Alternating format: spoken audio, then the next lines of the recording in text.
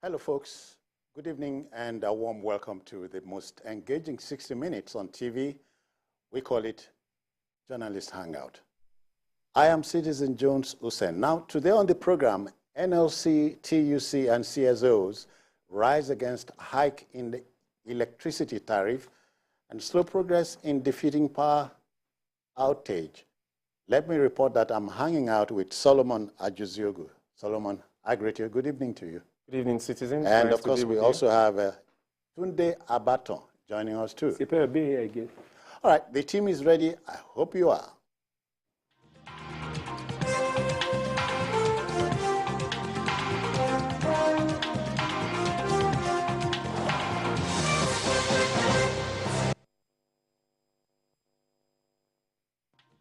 All right, let's go our first story. You know, the two-day summit for a new Global Finance Pact in Paris, France, from the 22nd to the 23rd of June, has ended, with President Bola Tinubu promising a new deal for Nigeria and Nigerians.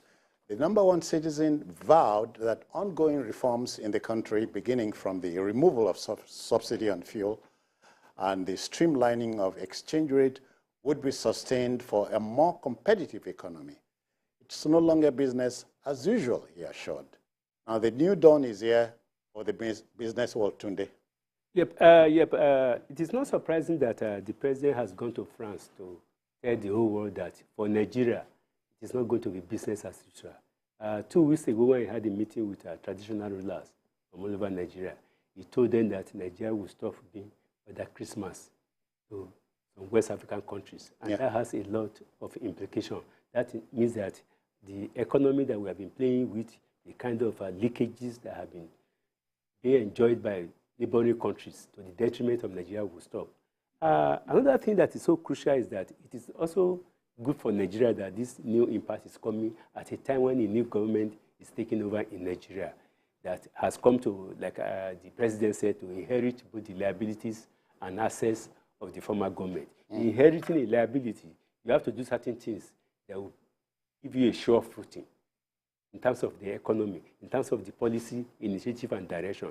And I am so enticed by the fact that the whole world, they are opening their hands to Nigeria, knowing fully well that Nigeria, because of our population and our economic power in West Africa, they cannot afford to lose Nigeria. And they cannot afford for Nigeria to go down. So if there is no other better time than this government to come out with far-reaching policies that will allow us to be open to the whole world, that will also make us to appear as a government that is serious in curbing leakages and taking care of our internal domestic economy. Because it is in the internal stability that will also encourage direct foreign investment from other countries. It will also encourage them. So for the President Tinubu to go to France, it is a beginning of a new deal by Nigeria or between Nigeria and other countries that are also affected by the impact of the COVID-19, which was the principal thing for why this summit is going. So for that new economic order, and I think Nigeria stands a better chance to have far-reaching economic policies that will steer it Nigeria off. has no choice. We have no choice than to have far-reaching policies that will steer off us into the right direction as we begin a new global economic order, because the COVID thing has changed the global economy. And the war between Russia and Ukraine, too, has contributed much to altering the balance of power within the world. Solomon, we are going through what you might call a retooling. The country is going through a retooling process. And you say Nigeria has the largest market in Africa. So taking advantage of that market is something you cannot let lying low. I agree with you, except that I am not enamored by a visit to France, for instance. Anything that has to do with France economically, when it has to do with Africa, I am not enamored. But I know your sentiment. Assimilation thing. But then I have not felt that France has always meant well for Africa, and generally the third world and the colonies that they colonized. But be that as it may, this is not just an African or a Nigerian thing. It is because everybody has decided that France is the venue to have this summit and to discuss the issues of the economy of the world. Yeah. I do understand that. So if I had my way, France wouldn't have been the best place, considering their history and their way with Africa and the third world countries. Except that this summit had been planned before now. Yeah, exactly. So, but first, the president is taking extra steps to give a certain level of reassurance to the world about how open Nigeria is now for business. Following the failed expectations that the world had over the past 8 years, the way we should have done things that we did not do them properly. So the president has to send the most positive signals to attract, the outside world to the potentials, to the harnessing of the potentials that the world has always felt that Nigeria has, and that's very important. And some of the decisions he has made, the decisions he has taken so far, he has shown that he's got the balls to take the most difficult decisions, because sometimes we get emotional about certain decisions that have to be taken, but because of the effect on the people. That's it. The short-term objective, the short-term goals, scoring the short-term goals to attain the long-term objectives. He has done that so far. So someone, they say, when you talk tough, you must carry a big stick. Big stick. Well, I think that General Buhari did that a lot of times in 1984 to 85. Even this time, he did something similar to that. But we have seen that sometimes you don't always have to carry the big stick. Sometimes it's just the threat of the big stick. And I think that this president knows that rule, that it's not just about wielding the big stick. With the man in the saddle, it goes beyond the body language. No, it goes beyond the body language. You can see that he shows understanding of the very economic issues. The whole world is under stress.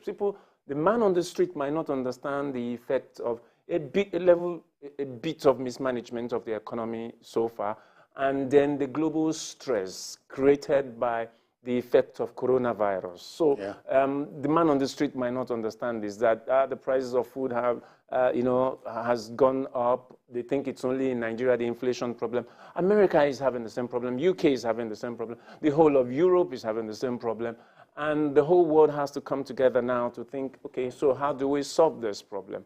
But the fact remains that there are things we did wrongly that we now have to correct. And this president is showing... I wonder how you react to the statement of Tunde the last time. He said, Mr. President told you we were not going to be Father Christmas anymore. Now, that's a bit...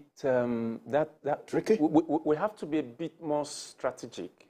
While the president is not wrong, it is the reality on ground that first, to bless people, to give to other people, your cup must be full and must be running over. It is the residue that runs over that you give to other people because you have done the right thing to feed yourself on the inwards. The infrastructures are failing. People are getting hungry. The number of people who are entering into poverty are getting, the number of people is getting higher. We cannot be doing Father Christmas to other people when we have such challenge. So first, we need to take care of the problem within the house. But where that becomes tricky is the fact that Africa, uplifting the rest of Africa, is the center point of Nigeria's foreign policy. Yeah, so we need to retool that. I remember that, yeah. We need to retool that for the president's statement to be effective. Today, let's add to all of this fine intervention by Solomon the issue of Nigerians at home, understanding where Mr. President is coming from. Well, I think, like he said, that there has to be compassion in our foreign policy because at the foundation of Nigeria up till now, Africa remains the center point. But there's a Chinese proverb that says that the best way to be selfless is to be selfish is to be selfless. Why? Because if you don't guard what you have well, you won't be in a position, if you don't protect yourself well, you won't be in a position to protect those people that you are meant to protect. Yeah. And if you are vulnerable, you won't be in a better position to be. I could remember in 1991, why did the US and the concert of power ask Nigeria to pick the bill for ECOMOG? Because Nigeria was economically viable. Yeah. And that Nigeria spent most of the money in making sure that there is stability in Liberia. And the region at large. And the region generally. So, except of course Nigeria, I don't expect America or UK to pick that bill. yes, we'll still retain Africa as our centerpiece. But back home, if there's any other time that we have to be very fundamental and take far-reaching economic decisions for the macro economy of Nigeria, because Nigerians are angry and hungry, and coupled with a lot of multiplier effects of the increase of the removal of fuel subsidy, as we are going to discuss later, that is making things rather difficult. It is pushing the poverty level higher up than expected. So the president, I knew that last week when the committee set up by the federal government and NUC and NLC met, they are to agree on a certain modalities, which is going to be submitted by. All right. Okay. So let us fast forward that and push some palliatives that are fundamental. Not buying buses alone. It's about, I don't believe in that. Yeah, don't forget, Nigerians are what the white man calls a fastidious people, not too easy to please. To please, yes. So we have to do certain things that will actually bring succor. Yeah, and why not? People. And so for Mr. President, we wish him Godspeed. Yeah, well, Okay. I was going to add just something a bit. All that the president is doing now reminds me of what he did at the very lower level in Lagos in 1999, because the first step he took, I remember that very clearly, was to invite the World Bank. He actually invited the World Bank here and say, look, Lagos has so much potential. Could you help us? How do we make this work? How do we shop?